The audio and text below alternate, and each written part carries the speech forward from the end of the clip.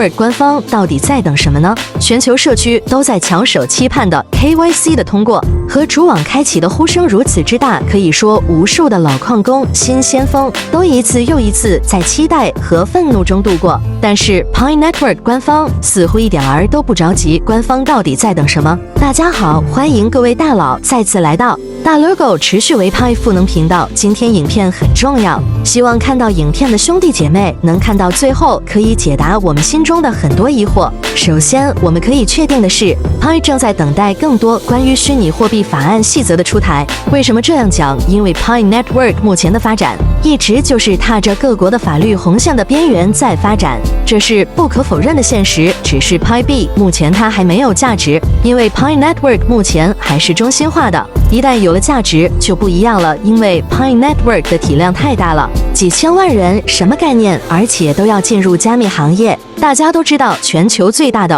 Web2 社交平台 Facebook 几年前在用户量达到20亿的时候就要发行自己的平台币，被各国的法律禁止了。具体来讲，就是美国立法案不通过。当然，那个时期各国对加密货币还没有像现在一样正式立法 ，Web3 也没有像现在一样全球都在拥抱。只能说 Facebook 发币不是时候。只能说扎克伯格哥们当年的想法过于超前，现在就不一样了。现实出现了，上个月全球最大支付平台 PayPal 就发行了自己的稳定币，这就说明加密世界正在改变，迈出的第一步。Pi Network 赶上了这个时机，这一点非常重要。我希望所有的矿工先锋都能够认识到这一点。作为我们坚持了3-4年的老矿工，我们都希望手中的 Pi 币能够价值不断上升。但是 Pi 的项目方从一开始就多次强调， Pi 链不会走传统虚拟货币的路线，不会把交易所作为自己的目标。项目方的愿景是将 Pi 链打造成全球第一个实际应用型的区块链，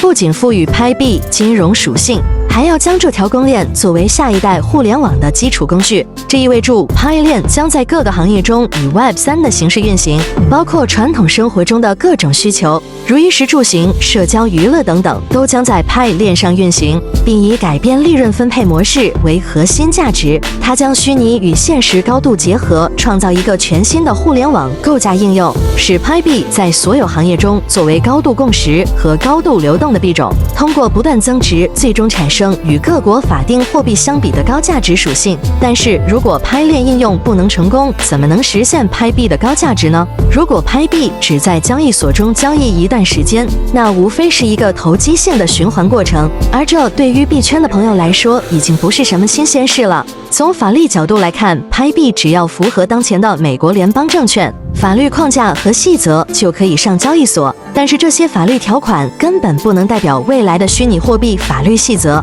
如果未来的法律细则不符合 Pi 币的属性，特别是当 Pi 币以金融货币属性出现时， Pi 币有很大的可能被禁止交易，这就是所谓的被死亡。如果 Pi 币被视为证券资产，那么它现在就可以在各种交易所上进行交易的，它是被允许的，也是合法的。但是如果未来的法律将其视为资产而不是价值货币，而 Pi 币却继续以货币形式进行宣传和交易，那么根据美国联邦法律，这个项目就可能会被宣布为违法，并且可能会导致赔偿损失，这将意味着 Pi 链和 Pi 币的终结。如果你还不理解这个说法，我可以用一个比喻来解释。比如说，沃尔玛超市发行了购物卡，你可以在超市购买食物、颜料、衣物等。但是如果你把购物卡当作货币，在沃尔玛以外的任何场合随意流通，甚至跨国流通，那么根据法律，这个超市机构就会被认定为犯罪，对所有参与的人造成欺诈，并要求赔偿损失。资产就是资产，货币就是货币。如果你被定义为资产，就不要玩货币；如果你被定义为加密价值货币，你既可以玩加密货币，也可以玩资产。但请记住，这两者之间有一个不可逆转的顺序问题。如果将 Pi Network 比作一个孩子，那么无论是坚持了5年的老先锋，还是开发了6年的项目方，谁都不希望这个孩子夭折。特别是在美国联邦虚拟货币法律细则即将出台的关键时刻，因为美国的虚拟货币法律框架已经制定，只差相关细则。欧洲也宣布将在2025年出台相关虚拟货币法律细则，亚洲各国也在等待相关细则的出台。因此，我们应该清楚，手中的派币不是用来赌博的筹码。如果派直接上交易所，你手中的免费获得的派币可能会在瞬间消失，因为大把的人在等着割韭菜，所以不要急于让派上交易所。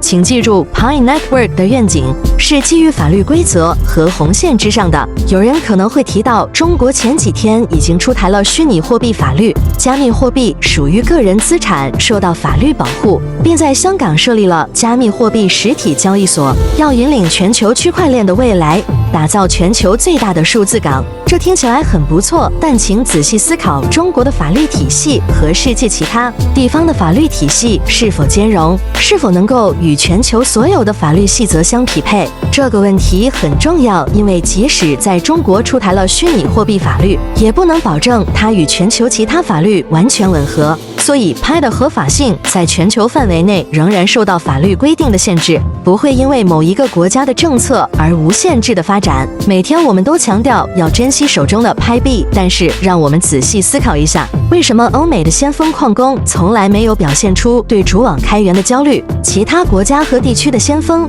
也没有表现出对主网开源与否的焦虑，唯独中文区矿工先锋天天都在质疑为什么不开放主网。但是，请问开放主网与财富的获取是否有必然的关系？许多人对派币的期望是一夜暴富，他们指望派币的价格能够像比特币一样狂涨，价值几万、几十万，甚至几百万。但是这种期望是否合理？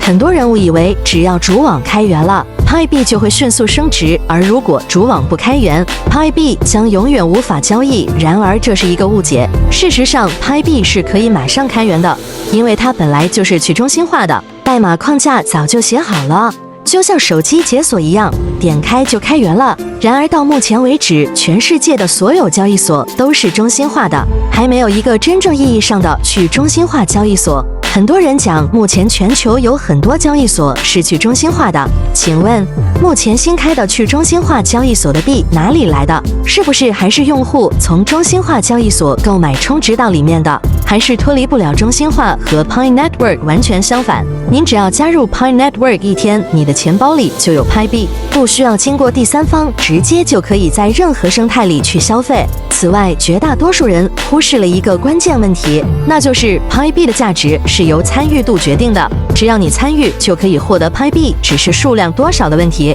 所以不要急于追求主网开源，关键是让派在封闭主网内建立起生态系统。如果在封闭主网内出现了众多的生态系统，就可以让派币在其中流通，而不需要依赖中心化的交易所。现在我们看不到的东西，不代表明天不会出现。Pi Network 已经意识到这一点，它不急于开源主网，而是希望先建立一个健康的封闭式生态系统，然后再考虑开源。这也意味着主网开源与财富获取之间没有必然的联系。总之，Pi Network 只有在法律细则的约束下，才能充分发挥其潜力，才能超越传统区块链，让你手中仅有的派币产生更大的价值。因此，请记住，法律规则的完善是 Pi 是否成功的关键第一步。Pi Network 正在谨慎地前进，遵循法律的红线，以确保项目的未来。不要因为一时的焦虑而忽视了这个关键的因素。让我们一起期待 Pi Network 的未来，